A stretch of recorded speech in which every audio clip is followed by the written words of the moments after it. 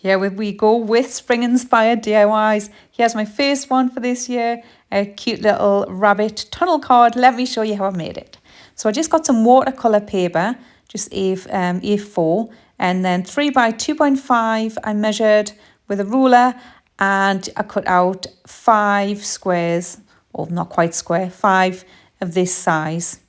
So you will need 7 pieces altogether, the other 2 are slightly longer.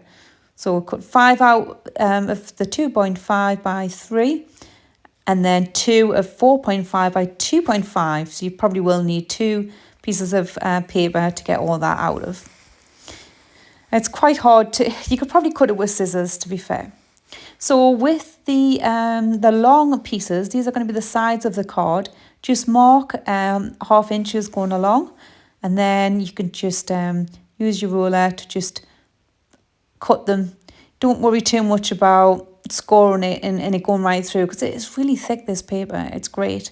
I still wasn't pressing on as hard as possible, but then obviously you need to be able to fold it, so you need to give it a little bit of pressure, and then just fold it over on itself like that. So you've got this like little corrugated piece. So you do 2 of those. So that is the sides of the card made. So next, for the front of the card, just cut out a window that you want to look through. So I've just gone with this oval shape, just because I just quite fancied this as the front of the opening. So for the 3 cards that go inside, I've just used a frame that I've cut. It was just easier to cut a frame out, which was 1/4 inch, just to give them like a border going round that you can work from. So this is roughly, well, this is how it comes together, just to give you an idea. So it's worth thinking about this when you're putting your design together, because you want to have the higher kind of scenery at the background. So I've started with, really the basis of me card was I wanted a rabbit jumping through the countryside. So I didn't want to have it right at the back. I wanted to have it so it looked 3D. So then I'm just going to put hills behind it and then little things in front of it. So I've just extended the grass up so it connects to the rabbit, so it's attached, because at first it wasn't. And then very carefully just cut it out with a very sharp knife, or scalpel, I'm not sure what you call it. And then just popped it out. It is fiddly, this, but not as fiddly as you would think, to be fair. So, and then I've done like just a rough landscape for the back, and then obviously that is going to sit behind the rabbit. So it looks like it's jumping through the hills, just like this, yeah.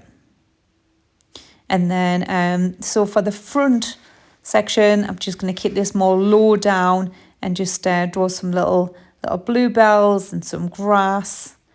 Oh, I love getting into me spring-inspired DIYs. That I've decided that is definitely my favourite time of year. Anybody that used to watch my channel years ago will remember me and how I love springtime. And oh, here she comes. She's just come to have a little nib at what I'm doing. Yeah, that's me with my dressing gown on in the middle of the day. It's so dark and cold at the minute. I'm just getting into my comfort zone and just doing a little bit of crafting.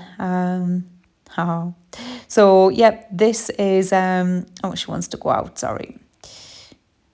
She thinks I'm going with her, probably. I'm not. Back to the table. So here we go. So we've got a plain piece of paper for the back. We've got one with the ring light is really bright, and we've got the front there, and then we've got the 3 inside sections. So front and back, the 3 inside sections, and then the sides, just to give you an idea of what I've done. And then just a ruler, your scalpel, some paints, or anything to colour it in, and obviously a cup of tea, of course, and some paintbrushes.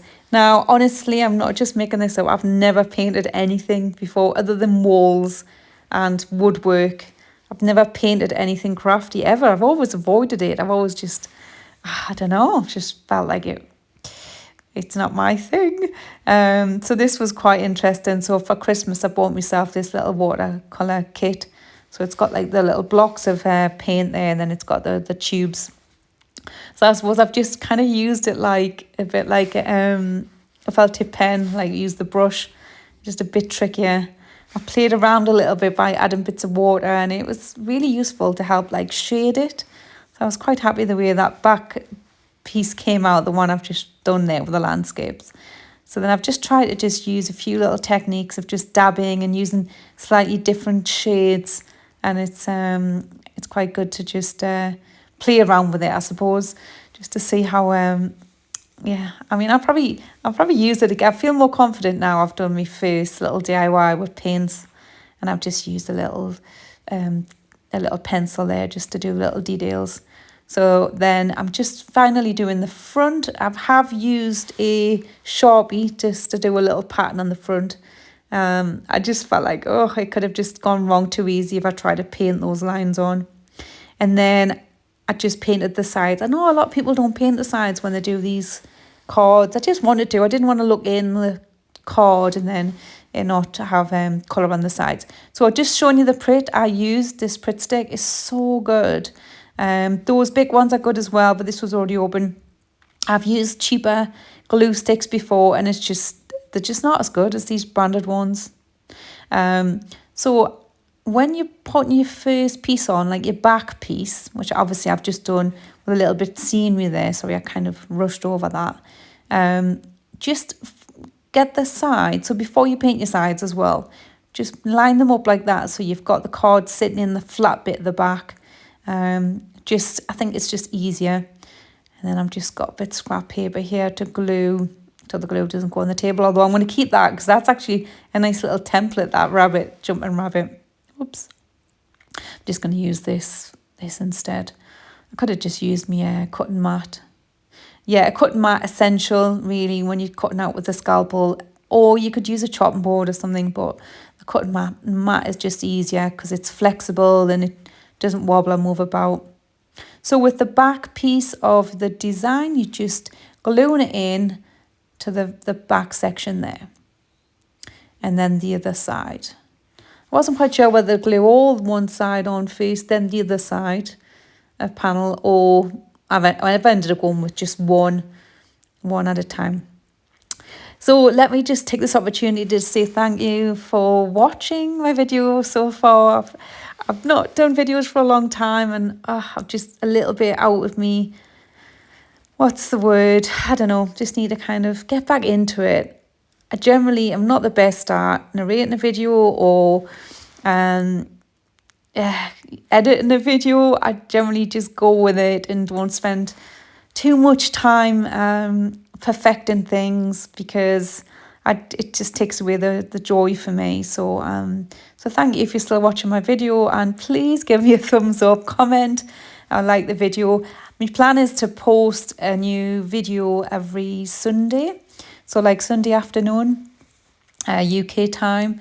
So I think in America time that would be like in the US, which I know I have a lot of people in the US watch my videos. That would be like probably about lunchtime, I think. So yes, I'm planning on doing that every Sunday. I've already got ideas going ahead. I know I've tried to get back into doing my videos before, but life was just getting in the way. But I really enjoyed doing it, and I'm really happy with the way this little tunnel card's turned out. I hope I've explained it all properly to you. I mean, yeah. I'm sure you could find an official tutorial if you want. Can I just show you the front though? I'd cut this front originally wider, the hole smaller. I didn't really like it. But the downside is I've cut the opening. You can see the little blue bits on the right and left there. I've cut the opening 1/4 of an inch left, like I did with the inside sections.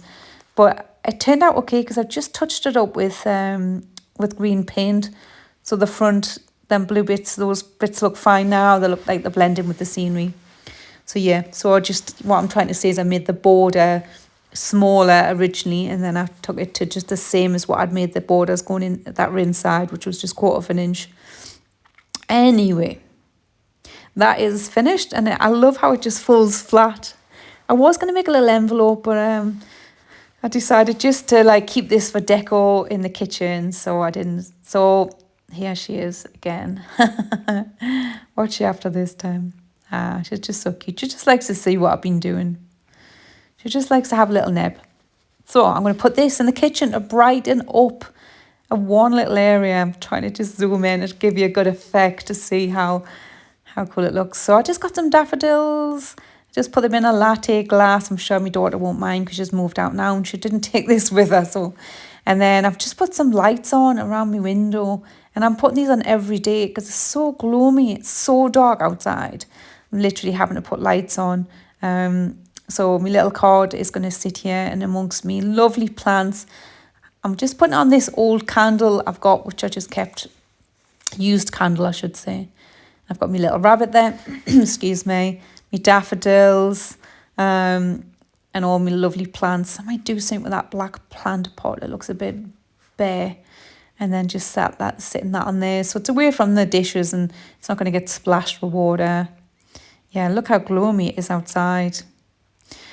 So I hope you've enjoyed watching my first video in a long time. And here she is. Yes, the mini dog is still, still kind of like, yeah, still around, still with us. She's 10 now. And she's just as cute as ever. And she's always in the videos, as you know. I just do a little cameo appearance. At the minute, she's watching because she's heard somebody outside and she's been slightly distracted.